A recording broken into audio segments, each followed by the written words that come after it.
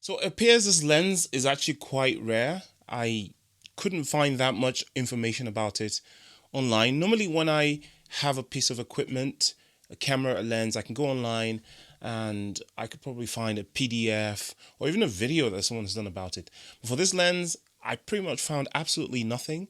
So I don't actually have that much technical detail in terms of how the lens is, how the glass is arranged inside, or what the physical characteristics are. I mean, I can tell it's glass. It's a vintage glass lens, and it's made of mainly metal. It's got a faux leather grip layer thing here.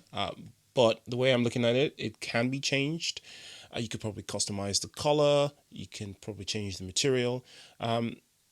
So, basically, I just use this lens as I would any other 135mm lens. So, as I've already said, it's a 135mm f2.8 Mirage lens. This particular one is an M42 mount, which means, of course, I could use it with my Zenit cameras.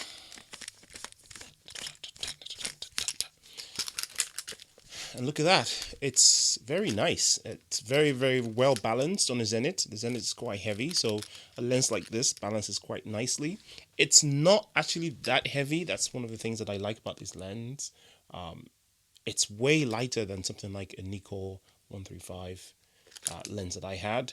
In fact, it's about half the weight, and it's a perfect sort of size. Look at that. I could hold the camera here, hold it like this. It feels great.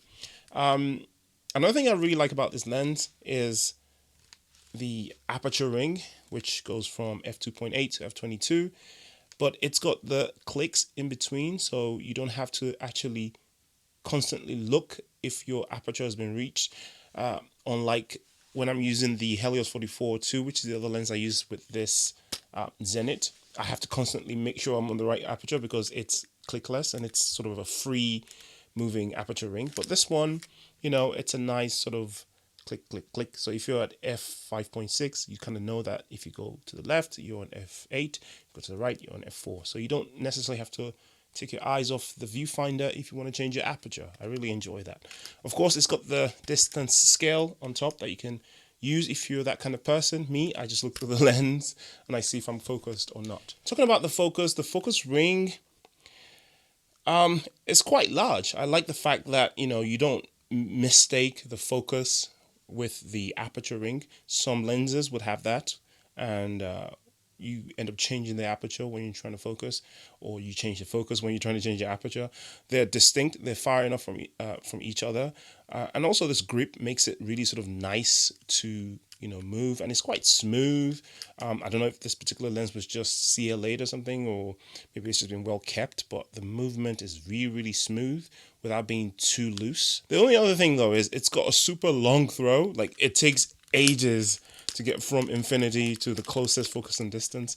But while that is something that is a negative if you're trying to use it to capture something quickly, it's a positive when you're trying to focus accurately, because that sort of long throw allows slow progression of focus of the focal point.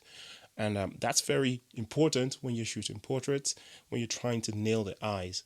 So obviously it's great for objects that will stay there and wait for you to photograph them, like adult humans or still life, but not very good for shooting kids, animals, or things that move around really quickly. Being a fully manual lens, of course, it has no electronics whatsoever, but you can still use it with other cameras that are not M42 mount or that are digital.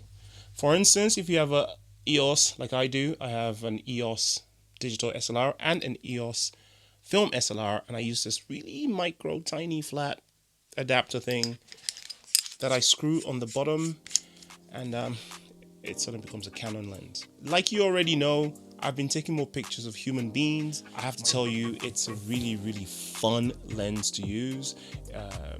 Of course, again, like I said, the person who you're shooting has to be someone who can be patient enough to hold poses while you focus, because the focus is quite slow, being such a long throw, but it creates amazing photographs at that focal length. So even at f4 or even f5.6, you can still isolate your your subject and completely blow out part of the background if they're far enough from your subject.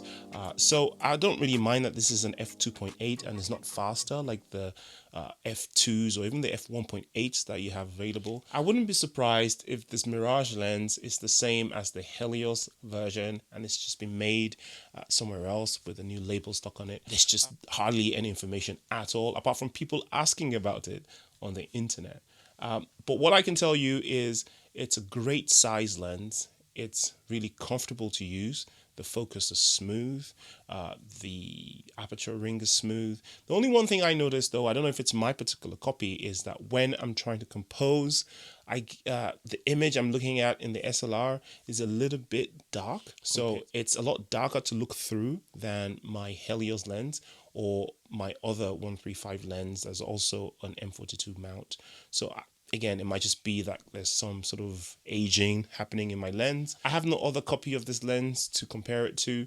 And, you know, there's no opinion of anybody on the internet saying that. So I'm none the wiser. So it's summertime and I've been enjoying taking photos of people, shooting portraits. But I've also found myself taking pictures of birds, berries, flowers, just things that, you know, I can isolate nicely in this focal length. And I'm having a lot of fun exploring types of photography that I normally wouldn't venture into. So if, like me, you've been looking for a bit of a change, some fun stuff to do with your photography than what you would usually do, you can switch up your focal length and go have some fun. I normally would shoot between 35 and 50 millimeter with my rangefinder or an SLR, but now I'm venturing into the longer length focal lengths because I'm doing more portraits. Anyway, here are some photos from this lens. I hope you enjoy them as much as I did. Until next time, take care of yourself. Ade Torrent out. I'll see you in the next one. Peace.